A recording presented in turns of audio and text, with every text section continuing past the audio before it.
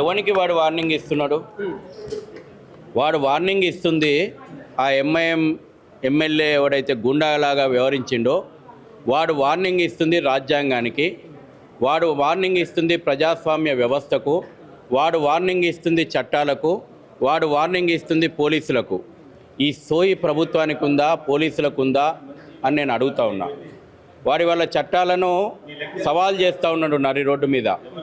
గోదావరి ప్రవహించేటువంటి ఈ రాష్ట్రం లోపల గోరక్తం ప్రవహింపజేస్తామని అంటూ ఉన్నాడు.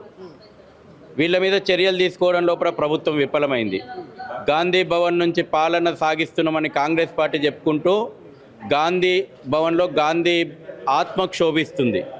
ఎందుకంటే గాంధీ సంపూర్ణమైనటువంటి గోహత్య నిషేధాన్ని అమలు చేయాలని అనుకున్నాడు. డాక్టర్ బిఆర్ అంబేద్కర్ పరిపాలనా భవనం అని సెక్రటరియట్కు పేరు పెట్టుకున్నారు.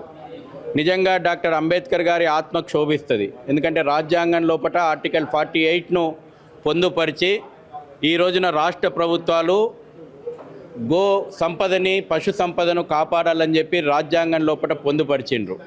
ఇవాళ ఆ యొక్క అందుకే రాష్ట్ర ప్రభుత్వాల ఆధీనం లోపల పశు సంవర్ధక శాఖ ఉంటుంది.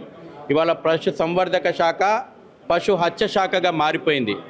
ఈ గో హంతకులకు, గో అక్రమ రవాణాకు సహకరించడం లోపల ముందు వరుసలో నిలుస్తున్నటువంటి వాళ్ళే పశు సంవర్ధక శాఖకు సంబంధించినటువంటి వెటర్నరీ డాక్టర్లు. ఫేక్ సర్టిఫికేట్స్ ఇష్యూ చేస్తూ ఉన్నారు. ఆ సర్టిఫికేట్లు పెట్టుకొని గో అక్రమ రవాణా జరుగుతోంది.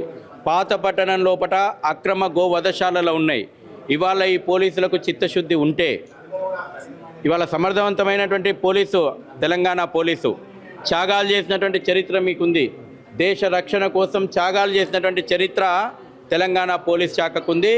సర్జికల్ స్ట్రైక్ చేయండి పాతపట్నం లోపల.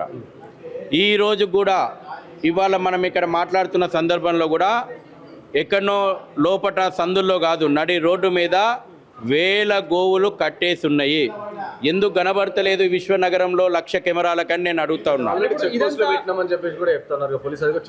మనను మోసం చేయడానికి, మనను మభ్యపెట్టడానికి చెక్ పోస్టులు పెడితే రాష్ట్ర సరిహద్దులు దాటి, జిల్లా సరిహద్దులు దాటి 1,00,000 కెమెరాలు ఉన్నటువంటి భాగ్యనగరం నడి బొడ్డుకి ఎట్లొచ్చినాయి? మొన్న మేదీపట్నం ఎట్లొచ్చినాయి? బహదూర్పుర ఎట్లా పోతున్నాయి?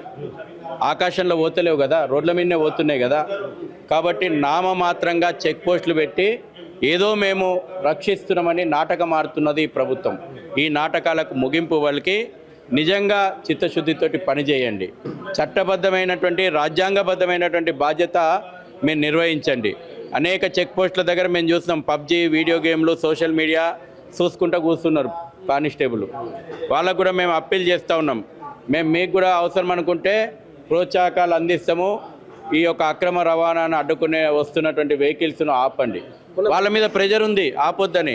ఏదో నెంబర్ నోట్ చేసుకోవాలి, పంపించాలా. మొన్న రెడ్ హ్యాండెడ్గా అంటే అంత పబ్లిక్గానే ఎంఎంఎల్ఏ అంత వార్నింగ్ ఇచ్చి అంత హంగామా చేసినప్పుడు ఎందుకు మరి రాష్ట్ర ప్రభుత్వం కావచ్చు దీనిపై ఎలాంటి యాక్షన్ తీసుకోలేకపోయింది అంటే ఏం చెప్తారు? ఈ రాష్ట్ర ప్రభుత్వం దారుసలం ఎజెండాకు దాసోహం అన్నది తలదించింది.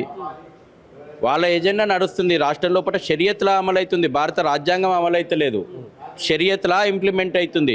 అందుకే వాడు 15 నిమిషాలు టైం ఇస్తే ఇందులోను ఊచకోత కోస్తా అన్నాడు, బహిరంగంగా తిరుగుతూ ఉన్నాడు. అందుకే ఇవాళ వందే మాతరాన్ని ఇన్సల్ట్ చేసి